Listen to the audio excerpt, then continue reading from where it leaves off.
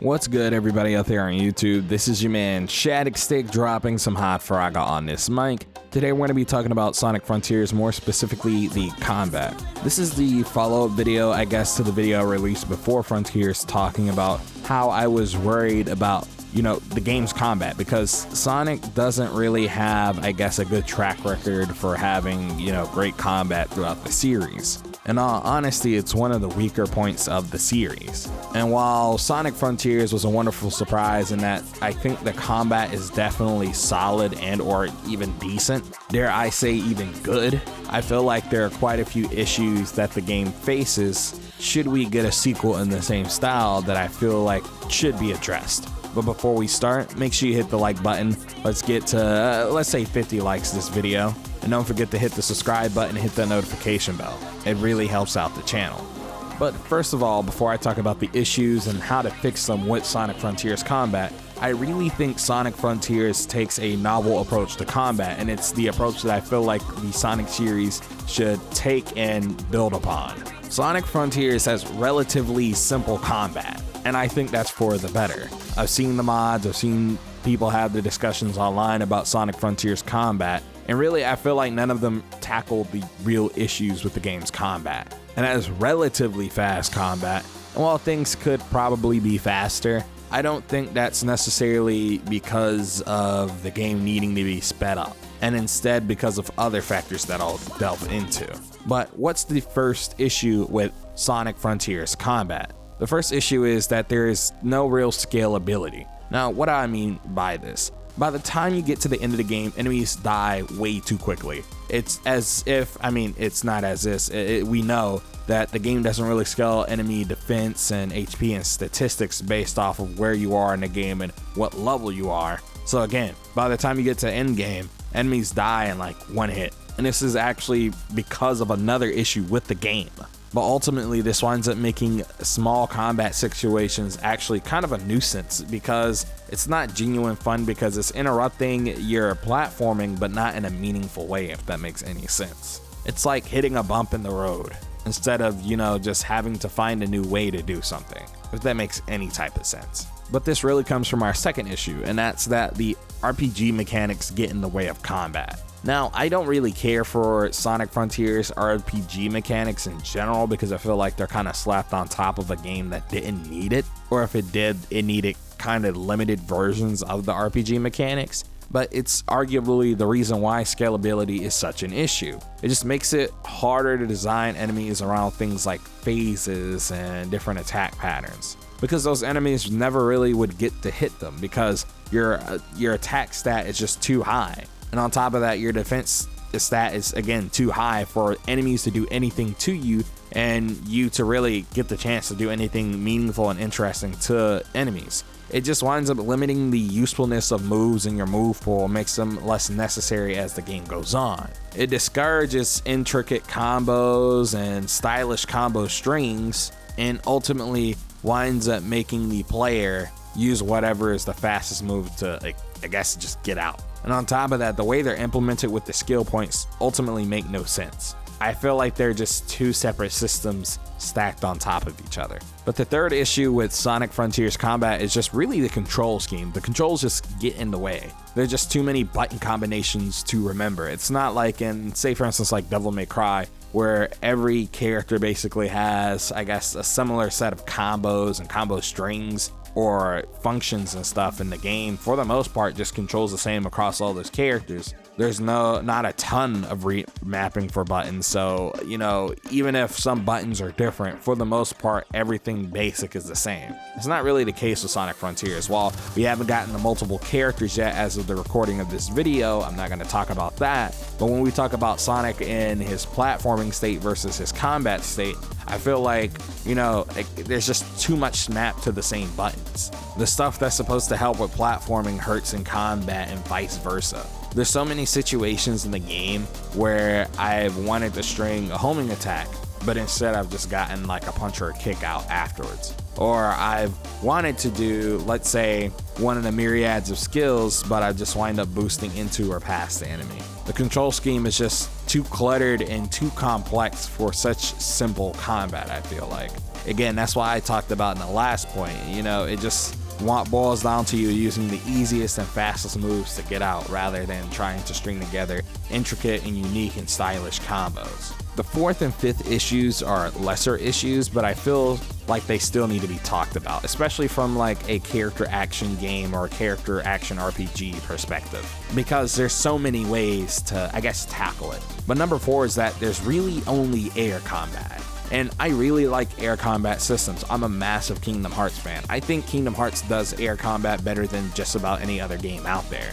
But there winds up being less combo variety due to a lack of ground combat and no air-to-ground system. Whether it be rudimentary, like something like Devil May Cry, or a lot more thoughtful and complex, like Kingdom Hearts, I guess. And number 5 is there being no real arenas to fight enemies in. You're fighting around the environment, and sometimes you actually get pulled out of the fight. Whether that be because you're next to a ledge, or there are 2 separate sets of enemies too close to each other and you wind up just starting to fight the other one because, again, of the button mapping system. I just feel like all of this stuff could be fixed, and I have some solutions. As for scalability, I feel like, you know, make the game scale as you get stronger. This allows for the early stages in the game to still be fun, because I can't really go back to Kronos Island and try to do any of the combat because, again, I one hit kill everything. I just want combat encounters to still stay fun. I do believe if you have RPG mechanics that those earlier fights obviously should get easier.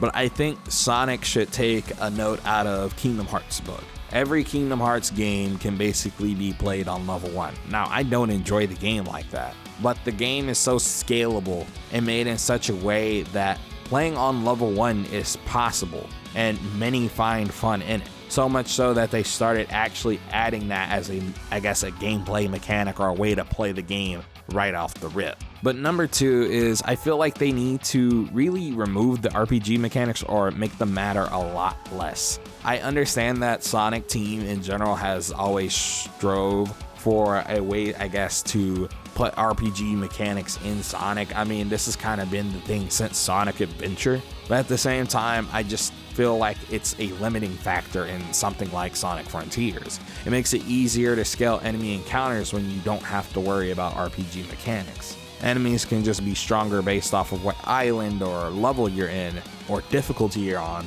rather than what your stats are, or the combination of both. On top of that, it makes it much more meaningful for each move you use because they feel like they have purpose, and because of that, it's a lot more engaging. I also feel like they can introduce, if they use the RPG mechanics still, these moves as combo modifiers in something like Kingdom Hearts. Kingdom Hearts does this all the time. You get a new move, and not all of the moves per se are special moves, but some of them are merely combo modifiers, but it makes the game that much more fun and that much more interesting. But I also feel like there should be some type of meter for every action so they matter a little bit more. And instead of the special moves needing skill points, attach them again to levels like Kingdom Hearts, or do what Devil May Cry and Bayonetta do. They use those skill points or that currency to unlock the moves, but I feel like that's how you should also be able to upgrade your stats and upgrade each individual move. I feel like the skill point system or / currency system gets in the way of the RPG system. But how do we fix the cluttered controls? And in all honesty, it's easy. Just make a whole separate combat mode. I just feel like it's kind of asinine that everything is mapped to like the same button or combinations of buttons. Just have one of the directions on the D-pad go into the combat mode that still retains some of the characteristics of the platforming mode. Even if you need to retain like 50% of it, I think that's better than nothing. It declutters the controls and it makes it easier for players to remember inputs and allows for character action game style inputs like back forwards and pauses in the middle of your combos. That is something I feel like Sonic Frontiers is sorely missing. Or even, again, do it like Kingdom Hearts. Have the occasional, square tossed in there. In this case, square is the attack button, maybe triangle. It's just, I feel like the limiting factor, or one of the biggest limiting factors, is such an easy fix because there's really no excuse for it. just declutter the controls. Make a separate little profile on the D-pad so you hit the D-pad and it changes the control scheme. Easy peasy lemon squeezy. And number 4 is just add ground combos. I don't know why there are no ground combos in this game. It actually makes no sense to me. Even though it would likely be harder since combat is based around an initial homing attack, just added a grounder stinger type move. I mean, just, make homing attack a stinger. I don't understand why it's such an issue. Or not even homing attack, spin dash. You added spin dash to the game just to not use it as a stinger. I feel like that's pretty stupid. It just allows for more variety and style in combat. And I feel like it allows you to create different enemy types to be dealt with in different ways. I feel like one of the things that Devil May Cry does really well is while the air combat isn't necessarily as strong if you don't really understand how the game plays, you can make it stronger than the ground combat if you really, really, really want it to. And that transition between ground and air in Devil May Cry is what makes it so interesting, because enemies on the ground may not necessarily deal with aerial attacks as well as enemies in the air and vice versa. And that reset style of combat and combo structure, I think, is what ultimately pulls a lot of people towards that series. Because again, you get more enemy types and you get a lot more variety and style in the combat. And I feel like that's really important in a character action style game, because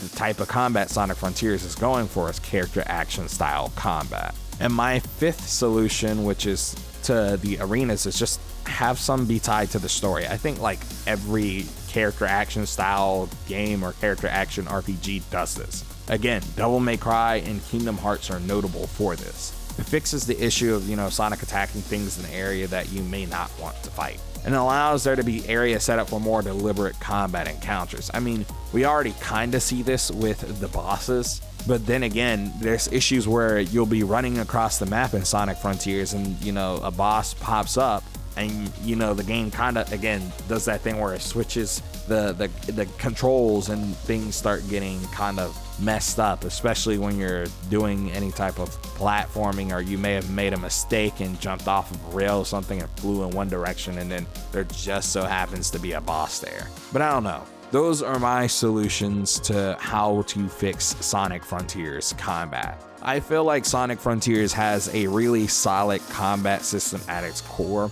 It's just more of the complexities that come with that combat system that are holding the combat system back and stopping it from really shining in a way that I feel like could be, not one of the greatest character action experiences ever, but a really just phenomenal one, because their ideas are actually pretty good. It's just that I feel like Sonic Team is limited by, old ways of thinking. Not every button needs to, be mapped to a million things. Or if you do have that, you should be able to switch between those types of modes and stuff. I don't know. That's just how I feel about it. Let me know how you feel in that comment section down below.